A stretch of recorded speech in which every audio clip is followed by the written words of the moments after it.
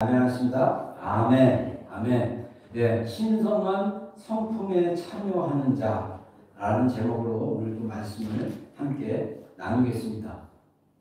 우리가 하나님의 말씀의 복음이 우리에게 주신 그 목적을 제대로 아는 게 굉장히 중요합니다. 오늘 본문에서는 우리 하나님께서 우리를 구원하신 목적을 하나님이 약속하신 그 약속을 통해서 우리로 하여금 신성한 성품에 참여하는 자가 되게 하려 하셨다라고 이야기합니다. 그래서 우리의 삶의 이 땅에서의 목적은 뭐냐면 하나님의 신성한 성품에 함께 참여해 가는 거다. 그래서 하나님이 우리를 변화시켜서 예수님과 같은 예수님과 같은 성품과 그 은혜 안에서 우리를 이끌어 갈 수 있도록 우리를 변화시키도록 하시는 게 하나님의 목적이다 이렇게 얘기합니다. 그래서 복음에 있어서 우리가 복음으로 우리의 정체성에 대한 분명한 확신, 그 복음에 대한 분명한 나의 정체성을 깨닫고 또 이 땅에서 하나님이 나를 어떤 목적으로 세우시고 이끄신 거에 대한 그 목적을 가지고 우리가 신앙생활을 하는 게 굉장히 중요합니다. 그래서 이 성경은 뭐냐면 하나님의 신기한 능력으로 생명과 경건에 속한 모든 것을 이미 우리에게 주셨다는 것입니다. 그래서 우리가 이 땅에 살면서 하나님이 주신 생명, 그리고 우리가 하나님을 경외하고 하나님을 따라가고 하나님을 닮아가는 그 여정의 그 과정 안에서 하나님이 주신 그것이 이미 우리 안에 있다라는 것입니다. 여기서 신기한 하고 신성함이라는 이 단어는 원래 한 단어인데 우리말 성경에 그렇게 다른 표현으로 표현되었지만 이 신성하다, 신기하다는 이 단어는 신약에 3번 쓰여지는데 이 2번이 오늘 베드로 후서 1장 3절과 4절에 쓰여집니다. 그래서 신성하다, 신기하다라는 그것은 원어적으로 뭐냐면 하나님의 본질, 그러니까 하나님의 그 본성이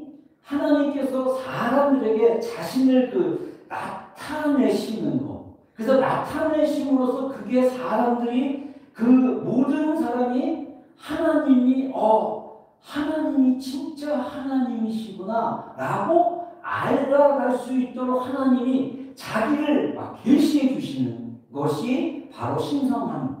라는 거예요. 그래서 홀리하다, 신성하다 그러면 정말 하나님 살아계시네. 하나님이 이런 분이시네를 알게 하는 어떤 그런 하나님의 본질에서 하나님이 자신을 드러내시고 계시하는 것과 연결된 그 어떤 것, 그게 바로 하나님의 신성. 그래서 하나님 모든 사람이 하나님의 그 성품, 속성, 그것을 우리가 묵상하고 하나님은 사랑이시라는데 왜 하나님은 사랑이실까? 이런 거에 대해서 묵상하고 관찰함으로써 하나님 자신을 알 수 있도록 허락하셔서 우리가 그것을 깨닫게 되면 그것은 바로 하나님의 신성, 하나님의 그 본질을 깨닫게 보게 되는 거다. 이렇게 이야기할 수 있다는 것입니다. 그래서 그것이 하나님이 알수록 허락된 어떤 것인데 이게 신성합니다. 이렇게 그래서 영어로는 디바인이라고 얘기하죠. 디바인. 근데 이거는 신성하다. 근데 하나님이 자신을 우리에게 보여주시고 알게 하시는 그 허락된 거 어떤 거.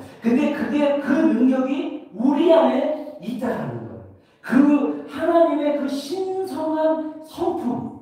여기서 성품은 내추럴한 건데 하나님의 그 신성의 그 본성에 우리가 참여할 수 있도록 하나님이 우리를 구원해 주었다라고 오늘 본문에서는 말씀하고 있는 것입니다. 그래서 신성함이라는 이 단어가 한 번 더 그 단어로 사용된 게 어디냐면 사도행전 17장이에요. 사도행전 17장에 사도 바울이 전도 여행을 하다가 그리스, 우리말 성경에는 아덴이라고 옛날 지명입니다. 아덴인데 지금의 지명은 아테네입니다. 그래서 지금 그리스의 수도인 아테네. 그래서 사도 바울이 2000년 전에 이 유럽 지역을 다니면서 복음을 전할 때 이 아테네 그 지역에는요 어마어마한 우상들이 많았습니다. 그 그리스 로마 신화에 나오는 그 신들의 신상들, 이 형상들이 우상들이 굉장히 많았는데 특히 그 비너스 여신의 그 신상들이 굉장히 많았는데 그 사람들이 그 금으로 은으로 그 우상들을 섬기면서 이게 하나님이다라고 우상을 섬기는 걸 보고 사도 바울이 이렇게 그들에게 말합니다. 설교 중에 하는 말씀입니다. 한번 읽어보겠습니다. 시작. 이와 같이 하나님의 소생이 되었은즉 하나님을 은이나 돌에다 사람의 기술과 고안으로 새긴 것들과 같이 여길 것이 아니다. 근데 여기서 하나님이라는 표현을 썼는데 어느 정도 가면 신성, 그러니까 하나님의 본질이 나타나는 그 하나님의 것, 하나님의 신성함을 금이나 은이나 이 돌에다가 사람들이 생각하고 고안하고 그래서 만들어낸 우상에서 우리가 발견할 수는 없다. 그래서 이어지면서 14절에 이전 세대는 하나님이 이렇게 지나가도록 허락하셨지만 이제는 너희가 회개해서 예수 그리스도를 믿으라는 복음을 전하는 설교 중에 이 표현을 합니다. 많은 이 우상 숭배의 형상들은 뭡니까? 그 신에 대한 어떤 신적인 어떤 보여지는 경험할 수 있는 어떤 것을 새겨놓음으로써 그들이 골룸하고 있다는 거예요.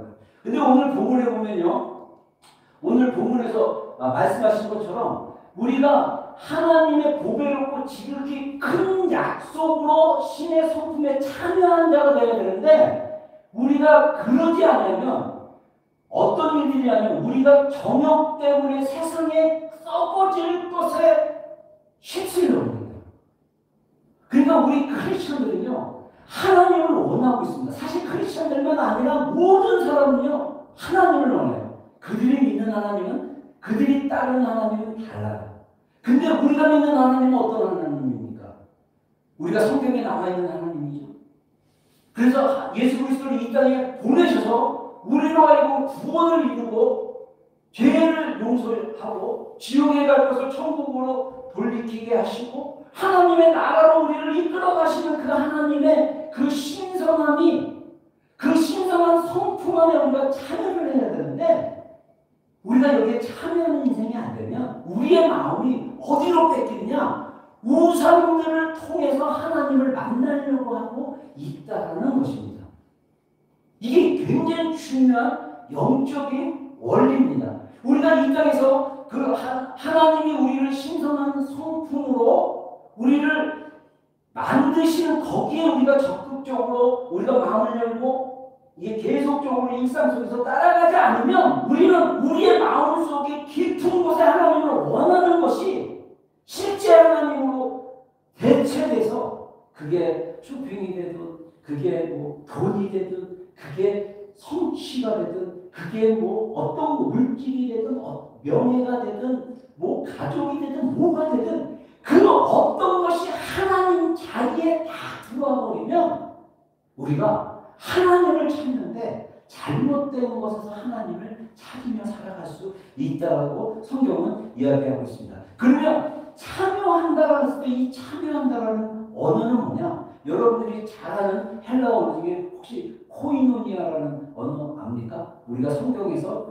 나누다, 쉐어링하다, 교제하다, 펠로십하다라는 건데 여기서 참여하는 자는 남성 명사로 쓰였을 때는 적극적이고 직접적으로 참여하는 것을 의미합니다. 그래서 이 참여한다라는 이 코이노스라는 남성 명사는 어디에 쓰였냐면 고린도서에 사도 바울이 우리는 사도와 복음을 전하면서 너희도 또 이 성도들도 뭐라고 하냐면 하나님의 복음의 동역자다. 그러니까 하나님의 복음은 하나님께서 주도적으로 역사하시는데 누구를 통해서 역사하시냐? 사람을 통해서 역사하시는데 그 복음에 동역하는 사람을 코이노스라고 해요. 그러니까 우리는 하나님이 우리를 어떤 사람으로 만들어가기를 이 땅에서 원하고 계시느냐? 하나님의 성품, 하나님의 일에 참여하는 자로 만들어가기를 원하신다는 거예요. 그게 우리의 구원의 목적이 된다라는 것을 기억해야 됩니다. 근데 이 참여하는 것은요, 엄청난 것이 있습니다. 그래서 우리가 참여한다는 것은 다른 사람의 삶에도 참여할 수 있고, 사역에도 참여할 수 있고, 또 이 단순한 친분을 넘어서 이 참여하는 사람들, 같이 함께 참여하는 사람들에게 실제적인 축복이나 또는 어떤 심판의 결과로 연결시키는 그 이해 관계에서 나타나는 굉장히 깊은 참여와 마찬가지인 것입니다. 예를 들면 우리가 성찬식에 참여하는 것, 그래서 우리가 성찬식에 참여했을 때 이 성찬에서 나오는 그 성찬에서 말하고 있는 말씀의 진리를 내가 예수님의 몸과 피를 기념하는 그 떡과 포도주스를 대할 때 내가 믿음으로 참여하는 것은 하나님이 우리를 용서하시고 구원하시는 그 축복의 그 자리에 참여하는 거예요. 예배도 마찬가지예요. 우리가 살아계신 하나님께 예배를 드리는 거잖아요. 그래서 이 예배가 하나님의 신성한 은혜 안으로 풀어지기 시작하면 우리가 하나님이 살아계신 예배를 통해서 우리가 함께 연결되어진 것을 경험할 수 있다는 것입니다. 근데 우리의 예배는 대체적으로 깨어있지 않으면 우리가 정말 하나님께 우리의 마음의 중심을 들여서 예배하는 데 집중하지 않으면 우리의 예배는 형식적인 종교적인 하나님의 신성한 능력이나 은혜와 상관없이 그냥 드려지는 예배로 드릴 때가 많다는 거예요.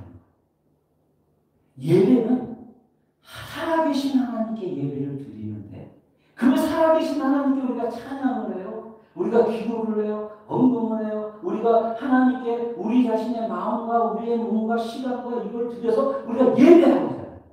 그랬을 때 하나님은 우리를 예배 가운데 우리를 만지시고 변화시켜서 우리를 하나님을 닮은 예수 그리스도를 닮는 사람으로 하나님의 그 사랑의 성품 안으로 우리를 자꾸 변화시키는 일들을 하고 있다는 거예요. 그래서 우리가 예배를 드릴 때는 하나님의 역사하심에 참여하는 것입니다. 우리가 영어로 미니스트리 하면 사역이라고 얘기하는데 사실은 하나님은요 우리에 대해서 미니스트리 하고 있어요. 무슨 말이냐?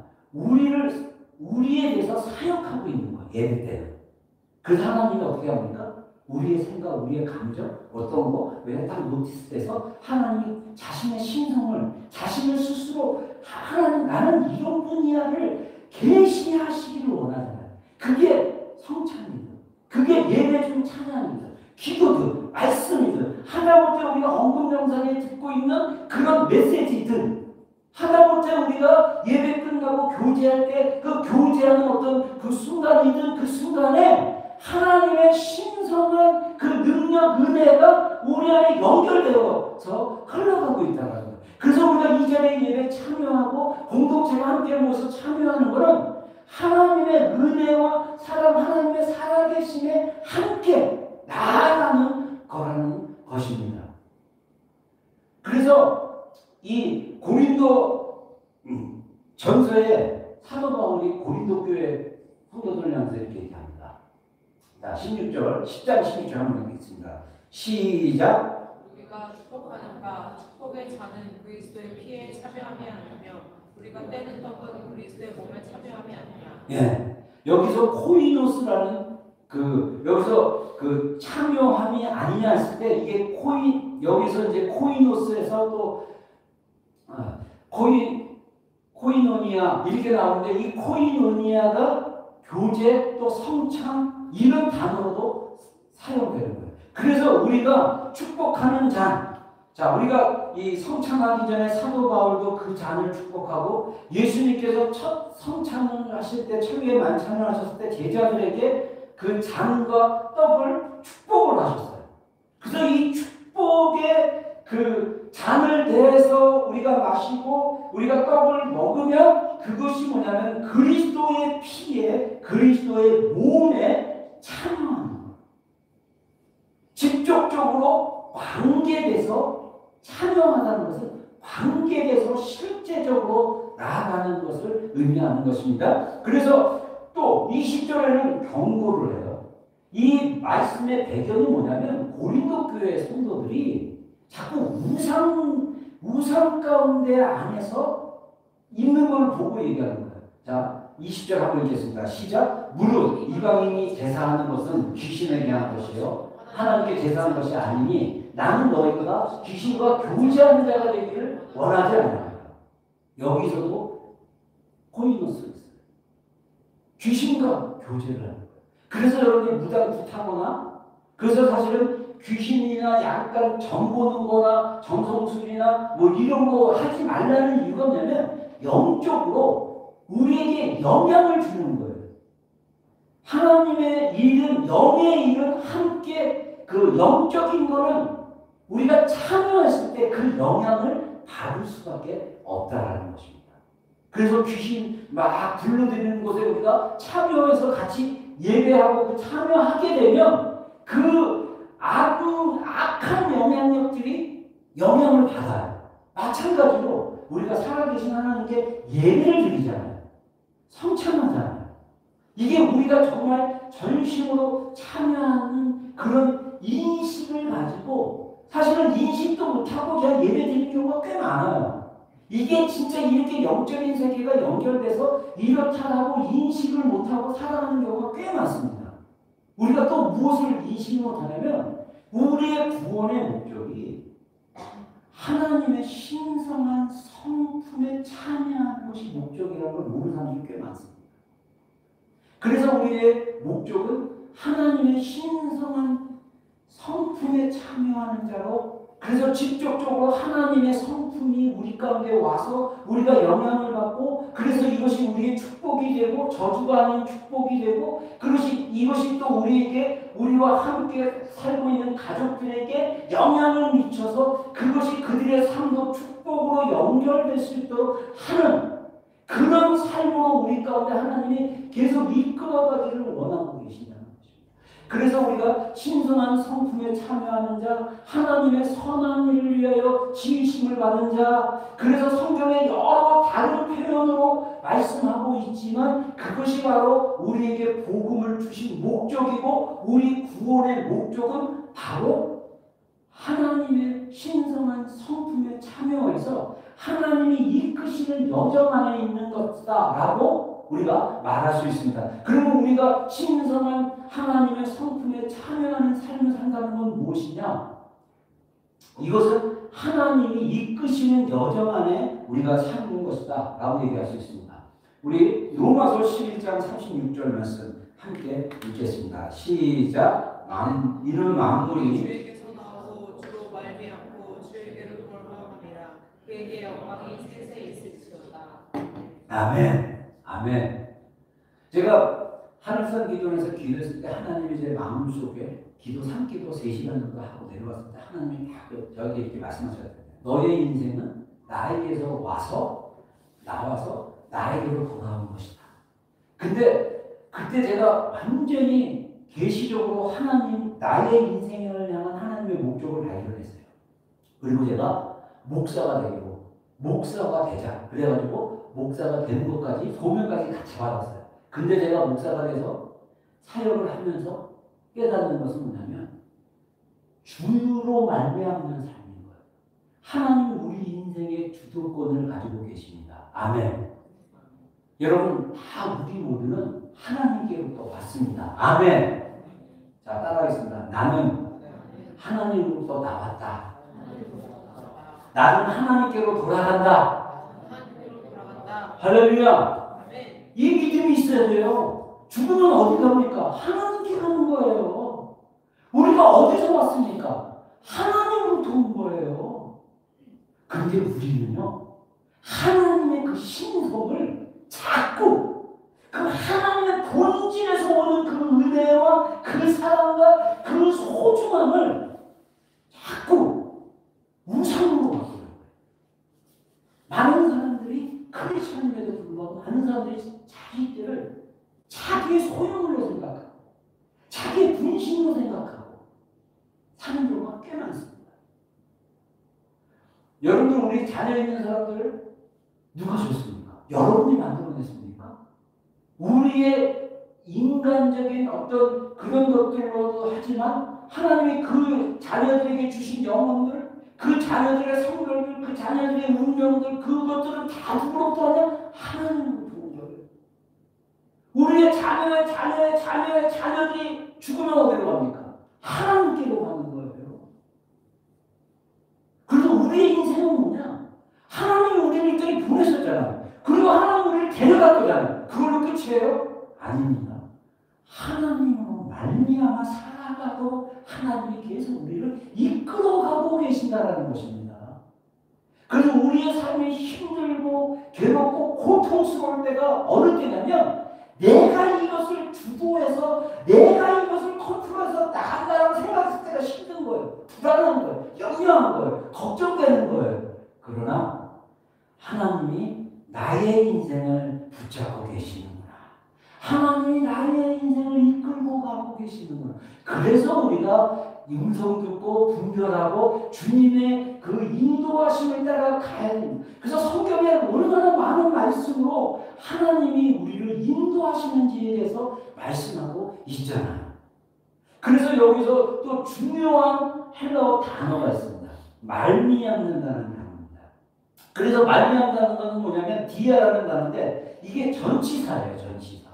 근데 이 신약 성경에 669에 사용되어 있습니다.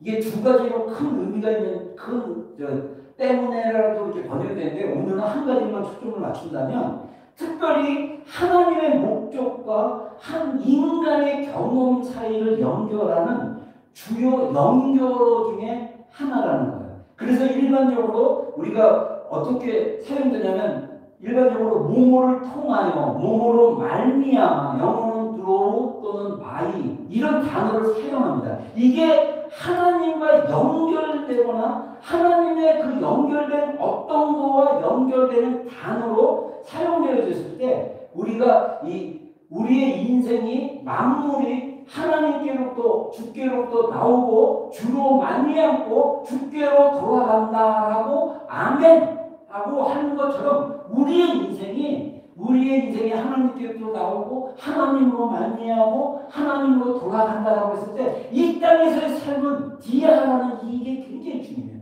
하나님이 무엇을 통해서 우리 가운데 이끌어가고 계시는 건가 라고 했을 때 요한복음 1장 3절에 이렇게 말씀하십니다. 만물이 말씀이신 그리스도로 말미암아 지은 바 되었으니 지은 것이 하나도 그가 없이 된 것이 아니라.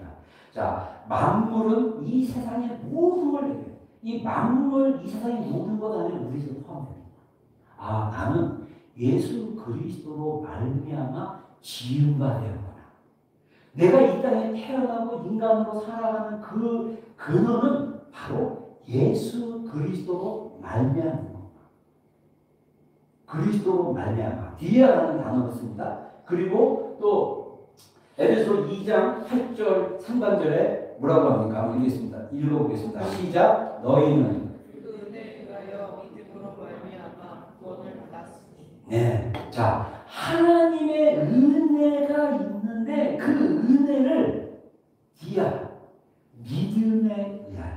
그러니까 하나님은 우리로 하여금 어떻게 역사하고 계시냐면 우리의 믿음을 통해서 계속적으로 우리를 하나님의 신성한 성품, 다른 말로 얘기하면 예수 그리스도를 닮아가는 사람으로 계속 우리를 변화시키고 우리를 계속 성장시키고 우리를 자라나도록 하시는 분이 바로 하나님이신데 무엇을 통해서 역사하시냐? 믿음을 통해서. 이 믿음은 하나님이 우리를 설득시킨 결과예요. 그래서 이 믿음은 내가 믿어야지 하는 게 아니라 하나님 나에게 믿음을 주시옵소서 해서 하나님을 찾음으로 하나님이 주신 믿음으로 말미암아 우리가 구원을 얻었다. 그래서 이게 너무 여러분들 이 원리가 우리 삶 속에서 깨달아지면요 하나님이 우리에게 십자가로 예수 그리스도의 십자가로 구원받았다는 그 역사적 사건이 그냥 단순한 이론이나 지식이 아니라 우리 삶에 이 하나님의 말씀이 깨달아짐으로 우리가 더 확신 있게 살아갈 수 있는 그런 근거가 된다는 것입니다. 그래서 믿음으로 말미암아 구원을 받았다. 또 한번 읽어보겠습니다. 로마서 5장 5절 말씀 한번 읽겠습니다. 시작. 소망이 우리를 부끄럽게 하지 아니함은 우리에게 주신 성령으로 말미암아 하나님의 사랑이 우리 마음에 부부가 되니. 우리 안에 계시는 성령님으로 말미암아 하나님의 사랑이 우리 마음 가운데 부부가 되는 것을 경험해요. 제가 안타까운 것은 그 하나님의 우리 마음속에 부음과 된 하나님의 사랑, 그 부음과 된 하나님의 사랑을 너무 우리가 갈망해요. 근데 그 갈망하는 것을 자꾸 우리가 나는 하나님의 신성한 성품에 참여하는 자로, 예수 그리스도를 본받는 자로, 예수 그리스도를 닮아가는 자로, 예수 그리스도를 따라가는 자로 나를 불렀다라는 확신을 갖지 않으면요, 예수님을 바라보는 것이 아니라 자꾸 어디에서 얻으려고 그러면 세상을 향해서 눈을 가게 돼 있어요. 그래서 세상이 하나님처럼 보이는 거예요. 그래서 우리 안에 뭐가 일어나냐면 정욕이 올라와요. 정욕이 올라오는데 이 정욕으로 말미암아 우리가 썩어질 것에 집중하게 돼요. 그게 우상에 빠지게 돼요. 그게 아니라는 거죠. 우리가 누구를 바라봐야 되냐? 예수님을 바라봐야 게 굉장히 중요합니다. 그래서 우리의 여정은 어떻게 보면 정말 강력한 영적인 내 마음의 전쟁이에요. 우리의 마음의 주인이 누가 되느냐를 자꾸 우리가 순간순간 선택하고 결정해야 돼. 내가 하나님이 되고 내가 더 하나님의 자리에서 뭔가를 결정하고 하려는 그 욕구들이 자꾸 싸울 때 우리가 이것을 이겨낼 수 있는 그 출발점은 뭐냐? 하나님이 우리의 인생을 주도하시고 이끌어 가신다. 이거를 그 인식을 하고 그것을 우리가 믿음으로 자꾸 반응하고 고백하고, 그래서 우리 안에 계신 성령님이 우리에게 은혜를 베푸시기 시작했을 때 하나님의 사랑이 내 마음속에 엄청나게 부어지기 시작했을 때 성령님으로 말미암아 부어주는 그 사랑을 경험하기 시작하면 우리가 이제는 이전으로 돌아가기가 쉽지 않아요. 우리가 그 강력한 하나님의 사랑의 경험이 없기 때문에 우리가 너무 맨날 좀 데리다가 말고 또 넘어지고 이런 삶을 사는 것 같아요. 그래서 우리가 중요한 것은 하나님께서 우리의 삶의 여정을 주도하고 계십니다. 그래서 우리는 어떻게 해야 되냐? 계속 믿음으로 반응해야 된다. 믿음. 어떻게 해요? 내 힘들고 막 이런 것들이 공격으로 들어왔을 때 우리가 계속적으로 예수님을 바라고 예수님께 고백하고 우리가 믿음으로 자꾸 우리 마음속에 세상으로 오는 것들을 끊고 버리고 새 사람을 입듯이 계속 그렇게 해야 된다는 것입니다. 그래서 두 번째, 이 신성한 성품에 참여하는 것은 무엇이냐? 바로 예수님을 본받는 여정이다. 자, 로마서 8장 29절 30절 두 절 말씀 읽겠습니다. 시작. 하나님이 미리 아신 자들을 또한 그 아들의 형상을 본받게 하기 위하여 미리 정하셨으니 이는 그로 많은 형제 중에서 받아들이게 되게 하려 하십니다. 또 미리 정하신 그들을 또한 부르시고 부르신 그들을 또한 의롭다 하시고 의롭다 하신 그들을 또한 영화롭게 하셨느니라. 아멘. 아멘. 저는 이 말씀이 너무 좋아요. 로마서 8장 전체적에서 또 하이라이트가 이 말씀 이후에 그런 적 31절에 그런 적이 누가 우리를 대적하려? 하나님이 우리를 위하시면 누가 우리를 대적하려? 천사나 권세나 능력이나 죽음이나 생명이나 장래인이나 어떤 것도 우리를 사랑하시는 그리스도 안에서 우리를 사랑하시는 하나님의 사랑에서 우리를 끊을 수 없으리라. 할렐루야. 여러분 이 확신한 믿음을 가지려면 우리가 어떤 것을 인식하려면 하나님이 우리를 미리 아신 바 되었다는 거예요. 하나님 미리 아신 바 되었어요. 이게 엄청난 신비인 거예요. 어머니의 뱃속에 지음받을 때 하나님이 나의 형체를 알고 그 형질을 알고 그 하나님이 나의 본 모든 것을 다 알고 계시는 거예요. 이게 깨달아지잖아요. 그러면 우리가 하나님께 오픈해서 나갈 수밖에 없어요. 우리가 이것이 계시되지 않으면 자꾸 하나님 앞에서 자신을 숨기려고 해요. 마치 숨을 수 있다고 생각을 해요. 숨을 수 없어요. 하나님은 다 알고 계시고. 왜? 우리를 미리 아십니다.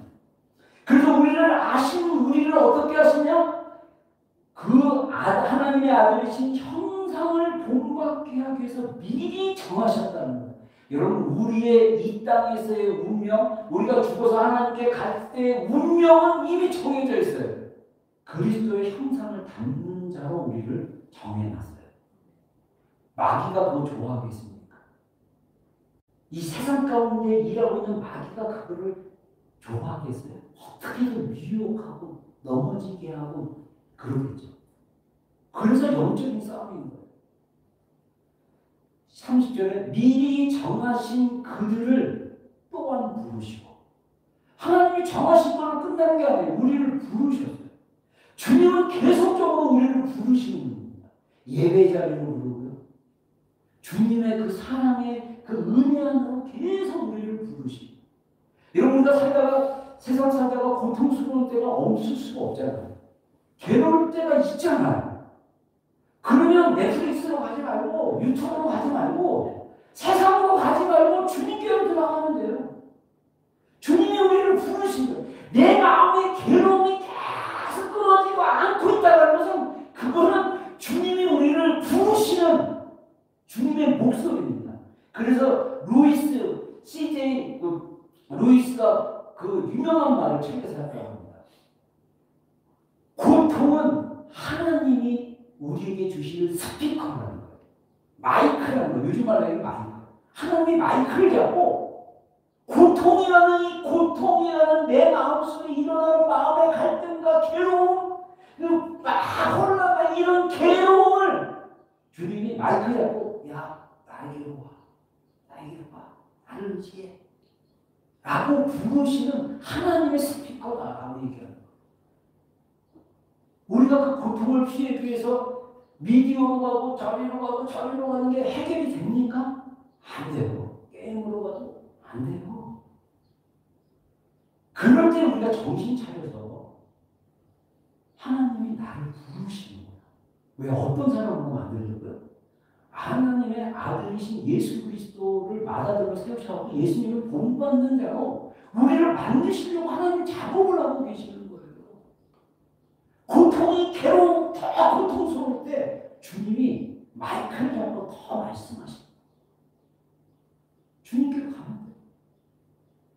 주님께 부르시면 돼요. 주님께 구원해달라고 하면 돼요. 제가 우리 요한복음 말씀 묵상하면서 예수님께서 이제 그 예루살렘 들어갔을 때 호산나 찬양하는 거 나와서 구절이 있어. 제가 호산나 이 단어가 다 이렇게 묵상이 됐어요. 그래서 이 원어를 다시 한번 좀 찾아야겠다. 그래서 호산나 이제 구원하소서, 지금 구원하소서 의미인데 이게 이번에 다시 알았는데 시편 118편 25절에 나오는 말씀에서 여호와여 내가 구하옵나니 이제 구원하소서. 여호와여 우리가 구하옵나니 이제 형통하게 하소서. 여기서 원래 그 호산나라는 단어가 두 단어인데 이 구원이라는 단어와 구원하소서 단어와 지금이라는 이제라는 단어가 합쳐져서 호산나라고 한다라는 거예요. 그래서 시편 118편 25절에 이제 구원하소서가 호산나인 거예요. 히브리어로. 근데 제가 그 구절이 딱 들었을 때 제 인생에 다시 형통함들이 풀어졌으면 좋겠다. 하나님께서 내 인생의 괴로움과 이 이 어려운 장애물 같은 것들이 있을 때 주님이 또 그 순간에 우리를 호산나 구원하소서, 지금 구원하소서, 이제 구원하소서. 그래서 이 말씀을 아침에 일어날 때도 두세 번 암송하고 이 말씀으로 기도하고 잘 때도 이 말씀 가지고 세네 번 반복하면서 여호와여 이제 여호와여 구하옵나니 이제 구원하소서. 여호와여 우리가 구하옵나니 이제 형통하게 하소서. 이 말씀을 지난 한 주간 지나서 그 말씀 그 이후로 호산나 그 구절 나온 거 이후로 계속 지금 내가 계속 이 말씀을 계속 말씀으로 기도하고 있습니다. 여러분, 우리가 하나님이 우리를 말씀으로든 어떤 것이든 우리의 마음이 하나님께 계속 연결되고 하나님을 의지하는 자로 계속 우리를 바꿔가기를 원하고 계시는 거예요. 그걸 하나님 작업하고 계시는 거예요.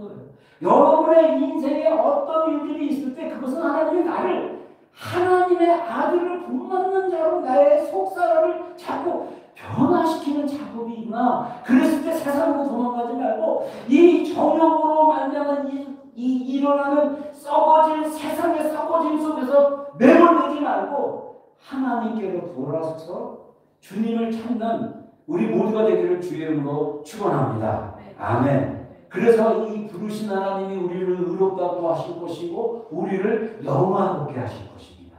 그래서 우리가 신성한 성품에 참여하는 자가 되면 우리가 어떻게 되느냐? 우리가 하나님이 우리를 의롭다 하신 것을 믿게 되고 우리가 하나님이 우리를 자꾸 영화롭게 만들어가는 자리로 계속 우리를 바꾸어 나가시고 있다라는 것입니다. 그래서 여기서 형상이라는 것은 단순히 담는 것 이상으로 그 원형 안에서 또 유래하는 그것이 바로 형상이라는 거죠. 그 이미지 그러면 이건 진짜가 아니고 그냥 이미지야가 아니라 여기 성경에서 말하는 형상은 이미지는 뭐냐면 실제 본질하고 거의 같은 곳에서 본질에서 나왔기 때문에 그것을 그 형상을 남는다는 것은 우리가 그분의 진짜를 닮아가고 그 진짜를 따라가는 거, 그 진짜의 하나님의 그 성품이 우리 안에서 만들어지고 성장되어지고 변화시켜지게 하는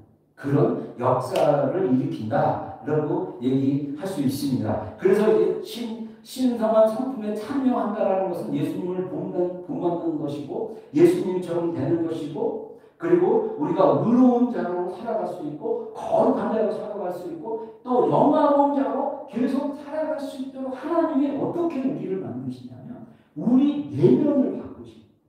여러분, 우리의 변화는요 외적 행동에서 변화되는 것이 아닙니다. 내적인 게 먼저 변화됐을 때 외적인 것이 변화될 수 있어요. 그래서 내적인 어떤 것이 없이 외적인 습관을 가지려고 하면요 그 습관이 좋은 습관이라도 자리 잡기가 굉장히 힘듭니다.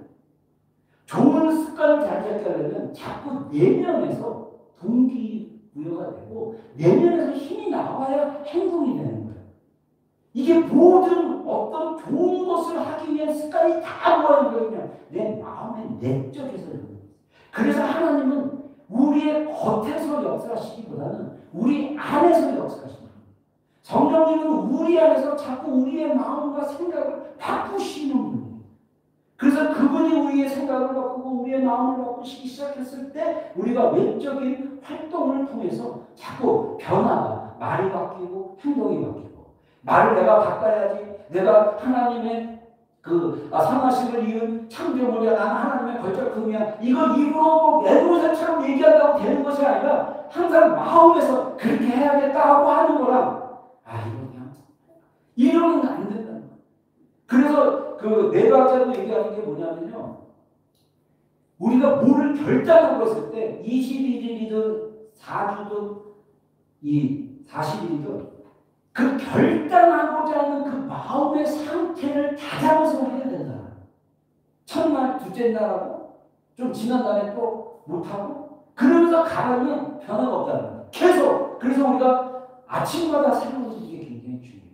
날마다 새 사람을 잊듯이 날마다 새로운 하나님이 주시는 새로운 결단 안에서 우리가 이렇게 하나님께 나아가는 게 굉장히 중요하다는 것입니다. 그래서 마지막으로 우리가 정말 신성한 성품에 참여하는 자가 되려면 하나님의 사랑 안에 뿌리를 내리는 그걸 갖다가 이제 우리가 영성 형성이라고 스피리추얼 포메이션이라고 얘기합니다. 우리 한번 읽어보겠습니다. 요한일서 4장 7절로 10절 말씀하겠습니다. 시작.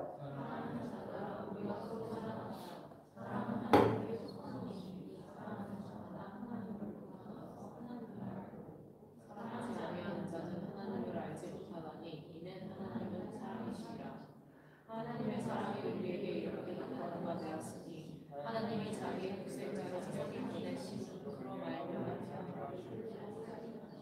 사랑은 여기 있으니 우리가 하나님을 사랑하는 것이 아니요 하나님이 우리를 사랑하사 우리 죄를 위하여 한 목적으로 그 아들을 보내셨습니다. 자, 우리가 서로 사랑해야 된다는 걸 성경은 얘기하고 있어요. 왜냐하면 사랑은 하나님이시기. 그래서 우리가 하나님을 안다고 한다면 우리는 어떻게 되냐? 사랑하는 자가 돼야 돼요. 우리가 사랑을 못한다는 것은 하나님을 알지 못한다고 아주 진짜 하나님은 백식으로 얘기를 합니다. 극단적으로. 우리가 순간 하나님을 알았어요. 근데 우리가 하나님의 사랑으로 형제 사랑하기, 남편 사랑하고 아내 사랑하고 자식 사랑하고 더 나가서 이웃 사랑하고 이런 사랑이 안 되고 내가 사랑하기 싫고 그러면 또 하나님을 모르는 자처럼 살아갈 수 있다는 거예요. 근데 이게 사실은 제일 우리가 사랑을 편하게 할 수 있는 가장 중요한 진리는 뭐냐면 무엇을 믿어야 되냐면요. 사랑을 하는 것도요. 믿음이 필요합니다. 믿음으로 말미암아 구원을 얻듯이 믿음으로 말미암아 우리가 사랑하는 자가 될 수 있어요. 그것은 뭐냐면 사랑은 하나님이 우리를 먼저 사랑하셨다. 우리가 많은 성도들이 하나님을 사랑하고 열심으로 하다가 실망하고 좌절하고 실패한 것처럼 경험하는 경우가 꽤 많아요. 그 이유는 뭐냐면 내가 하나님을 사랑한다고 생각해요. 여러분 우리는 우리의 육신으로 하나님을 사랑할 수 있는 힘은 거의 없어요. 오히려 우리가 하나님을 사랑하는 가장 쉬운 방법은 뭐냐? 하나님이 나를 사랑하셨다는 것을 믿으면 되는 거예요. 여러분 우리가 왜 사랑을 갈구하고 있습니까? 내 안에 채워지지 않는 그 갈망과 욕구가 왜 사랑으로 자꾸 사람들이거나 저처럼 고양이나 동물이거나 식물이거나 또는 연예인이거나 뭐 물질이거나 뭐 이게 다 대상이 있어요. 사랑의 대상이. 사랑을 주고받는 대상이 있어요. 근데 중요한 것은 하나님이 나를 사랑하셔서 독생자, 자기의 아들이신 예수 그리스도를 화목제물로 보내셨다. 이게 믿어져야 돼요. 이것이 바로 하나님이 자기 사랑을 우리에게 나타내신 것이다. 하나님이 우리를 사랑하셨다. 이게 경험되지 않으면요, 우리의 사랑은 항상 엎치락뒤치락 할 수밖에 없다는 거예요. 하나님이 나를 사랑하신 그 증거를 보여줘요. 십자가를 보라니까요. 십자가에서 흘리신 예수 그리스도의 보혈의 그 은혜를 생각하라. 그게 경험되고 하나님의 사랑이 깨달아지기 시작하면 로마서 5장 5절에 말씀하신 것처럼 성령으로 말미암아 하나님의 사랑이 내 마음속에 부흥받는 것이 경험되어졌을 때 우리는 쉽게 사랑하는 자가 됩니다. 내가 왜 사랑이 어려운가? 내가 왜 누구를 사랑하고 누구를 사랑하고 누구를 사랑하게 내가 왜 이렇게 스트레스하고 힘들까? 그것은 하나님을 알지 못하기 때문에. 뭐 이게 또 뭐 구원 못 받았다 그 차원이 아니라 하나님의 깊은 본질, 그 본질이신 하나님의 사랑, 우리를 위해서 자신을 다 내어주신 하나님의 그 사랑, 그 사랑의 본질이 경험되어지지 않으니까 사랑하기가 힘든 거예요. 그러니까 지치는 거예요. 사랑하다가 지쳐버리는 거예요. 사랑하다 실망하는 거예요. 사랑하다가 더 고통스러움을 느끼는 거예요. 왜? 내가 하려고 하기 때문에. 내가 하는 게 아니에요. 받아야 할 수 있는 거죠. 하나님의 사랑을 먼저, 하나님의 사랑이 이미 십자가로 나타났다는 것을 믿었기 때문에 우리가 구원을 받은 거예요. 그래서 우리의 구원이 너무 뭐랄까 값없이 얻은 구원이 소중한 보화와 같은데 우리가 이 구원을 소홀히 여길 수밖에 없어요. 왜냐하면 그 가치를 모르기 때문에. 그래서 예수님께서 마태복음에 뭐라고 얘기합니까? 거룩한 것을 개에게 주지 말고 진주를 돼지에게 주지 마라. 왜냐하면 돼지에게 진주를 줘도 귀한 걸 몰라요. 그래서 돼지는 어떻게 합니까? 돼지를 우리에게 주면 돼지를 당근을 거예요. 우리가 너무나 하나님이 우리를 위해서 희생하신 그 십자가의 사랑이 얼마나 소중하고 얼마나 보배로운지 그 가치를 모르기 때문에 우리의 사랑이 얕은 사랑, 내 안에서 금방 그냥 음료수 목말라가지고 콜라를 얼음 넣어가지고 확 마셨어요. 순간은 시원해요. 근데 거기에 오래 가지 못해요. 진짜 목이 시원하려면 생수를 마셔야 돼요. 우리는 탄산음료에 즉각적인 자기 만족의 문화 속에 매몰되어 있어가지고 내 안에서 계속적으로 올라오는 생수의 강처럼 영원한 생명으로 우리에게 주신 그 사랑, 그 사랑의 전제가 경험되지 못하다 보니까 우리가 사랑하기가 버겁고 힘들고 성경은 아직 하나님을 알지 못합니다. 이는 하나님이 사랑이시라고 얘기합니다. 그래서 여러분들에게 저는 이번 주도 한번 과제를 좀 주고 싶습니다. 그래서 제가 왜 사랑 안에 뿌리를 내리는 게 영성 형성이라고 얘기하냐면 영성 형성은 어떤 그 미국의 신학자 교수님이 얘기한 거예요. 뭐냐면 다른 사람을 위하여 그리스도의 형상을 닮아가는 과정이다. 이렇게 이야기했습니다. 근데 첫 번째로 뭐냐면 영성 형성이 다른 사람을 위하여예요. 근데 사실은 다른 사람을 위한다는 것은 내가 예수님을 닮았을 때 우리의 인생이 내가 다른 사람들을 이웃들을 섬기는 자로 사역하는 자로 살아야겠다는 걸 깨닫게 돼요. 그래서 우리의 목적은 뭐냐면 서로 사랑하는 거예요. 서로 사랑이 뭡니까? 내가 다른 사람을 먼저 사랑하는 거예요. 그 사람이 나를 사랑해주면 내가 그때 사랑할 게 아니라 왜? 하나님이 먼저 우리를 사랑하셨기 때문에 내가 먼저 형제를 사랑하는 거예요. 그래서 다른 사람을 위하여 그리스도의 형상, 우리 안에 예수님의 그 성품, 예수님의 본질, 그래서 예수님의 그 놀라운 사랑 안에서 그분을 닮아가야 된다. 그리고 이것은 과정이다. 우리가 지금 그 과정 안에 있는 거예요. 우리가 하나님의 사랑을 깊이 경험하지 못한다 할지라도 우리는 생각해야 돼요. 이미 하나님의 사랑이, 이미 하나님이 나를 먼저 사랑하셨다. 내가 하나님을 사랑한 것이 아니라 하나님이 나를 사랑하셨다. 그래서 하나님이 나를 사랑하는 것을 더 깨닫게 해주십시오. 기도하고 구하는 게 굉장히 중요합니다.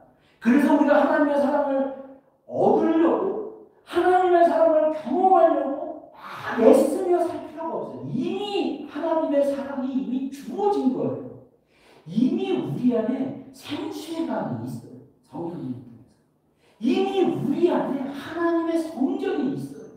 그 성전 안에 지음을 받아야 되는데 우리 안은 안 보고 자꾸 밖에서 찾는다. 우리 안에 있어요. 우리 안에.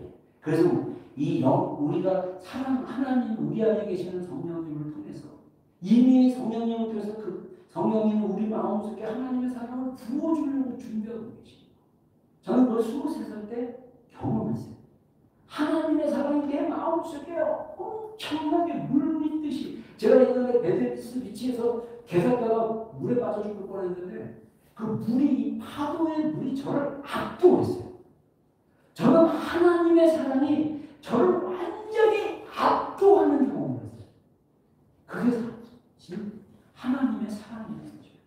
그래서 우리가 중요한 우리가 하나님의 사랑에 마음을 여는 게 굉장히 중요합니다. 다음 얘기는 제가 준비를 안 했네요. 그래서 우리가 하나님의 사랑에 마음을 열어야 돼요. 그러면 어떻게 되냐? 세 가지입니다. 인식, 수용, 응답. 그래서 우리가 단순히 감정적인 동의나 반응을 넘어서서 나를 향한 하나님의 사랑을 인식하고 그것을 받아들이고 그 사랑 안에 나 자신을 내어 맡긴다. 그럼 내어 맡긴다는 게 뭐냐? 세 가지라는 거예요. 하나님의 사랑에 내 자신을 내어 맡기려면 어떻게 돼요? 첫 번째 인식하라는 거예요. 뭐를 인식하느냐? 하나님이 나를 사랑한다는 사실을 지적으로 받아들이는 거예요. 인식을 해. 그래. 근데 내 안에 이것을 수용하는 게 장애가 있을 수 있어요. 믿어지지가 않아요. 의심이 나요. 불신해요. 아닐 거라고 거짓말이 들어올 수 있어요. 아니라는 것입니다. 하나님이 사랑하셨습니다. 아멘. 하나님이 이미 사랑이 있어요. 이걸 인식하고 그 다음 단계는 수용하는 거예요. 받아들이는 거예요. 받아들이는 건 뭐냐면 그 사랑을 거부하거나 의심하지 않고 내 존재 깊숙이 받아들이는 것입니다. 저는 이거를 제 입술로 고백하라고 얘기하고 싶어요. 그리고 마음으로 고백하라고 얘기하고 싶어요. 마음으로 얘기해도 되고 입으로 소리내서 해도 되고요. 의심이 나면 하나님 의심스럽지만 그래도 제가 말씀을 믿고 성경 말씀을 신뢰하고 제가 하나님이 나를 사랑하는 것을 믿습니다. 그래서 솔직한 나의 고백을 하나님께 하고 중요한 것은 그 사랑을 인식하는 것을 고백하고 받아들이는 것. 이게 마음을 여는 거예요. 마지막 건 세 번째는 뭐냐면 응답하는 거예요. 그 사랑에 반응해서 삶의 방향을 바꾸거나 신뢰와 순종으로 나아가서 감사하거나 찬양하거나 순종하거나 사랑을 실천하거나. 그러니까 실제적인 행동까지 나오면 좋죠. 그래서 내가 하나님의 사랑을 받은 사람이야. 나는 이미 하나님께서 예수 그리스도를 통해 사랑하시는 분이야. 내 주님, 제가 주님을 그렇게 사랑하는 분으로 제가 믿습니다.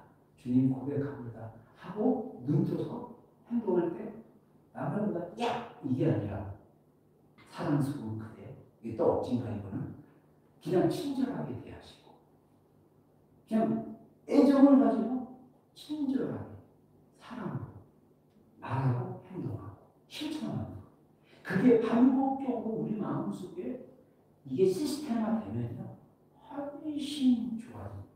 훨씬 좋아져요.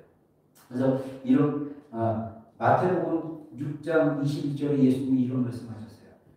너의 보물이 있는 곳에 그곳에는 내 마음이 있다. 하나님의 사랑을 알고 경험한다는 것은 하나님의 사랑이라는 보화를 향해서 마음을 여는 것을 말하고 우리가 귀하게 여기는 것이 바로 우리의 보물이고 우리의 마음이기 때문에 우리가 하나님이 귀하고 소중하게 여기는 그래서 하나님의 가치관을 우리 생각 속에 저장하는 게 되게 중요해요. 그래서 사람을 소중하게 대하고 가까운 사람일수록 친절하게 대하고 이게 우리 한국 사람들 중에도 실패하는 것 중에 하나예요. 밖에 사람들한테는 엄청 나이스하게 형제들 같은 거 나이스하게 하는데 집에 오면 그렇게 못해요. 그 중에 한 명이 접니다. 집에 가족들에게 나이스하게 돼요. 친절하게 돼요. 하나님이 소중하게 여기는 하나님이 나를 소중하게 여기듯이 다른 사람들도 소중하게 여기는 것을 인정하고 무시하지 말고 함부로 대하지 말고 소중하게 대해주고 하는 것. 이게 나의 가치관으로 바뀌게 되면요. 하나님이 계속적으로 우리 가운데 뭔가 말씀하고 있어요. 살아.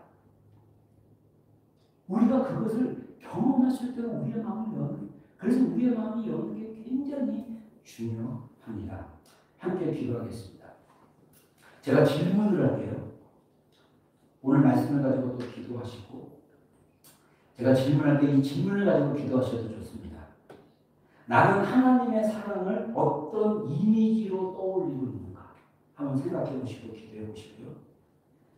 내 마음이 닫히게 되는 여는 것이 아니라 닫게 만드는 감정이나 생각은 무엇인가? 한번 생각해 보시고 오늘 하나님의 사랑의 마음을 열기 위해 어떤 작은 행동을 내가 이제 예배 후에 할 수 있을까? 이것도 생각하면서 한번 좀 기도로 나아갔으면 좋겠습니다. 우리 한 3분 정도 기도로 나아가겠습니다.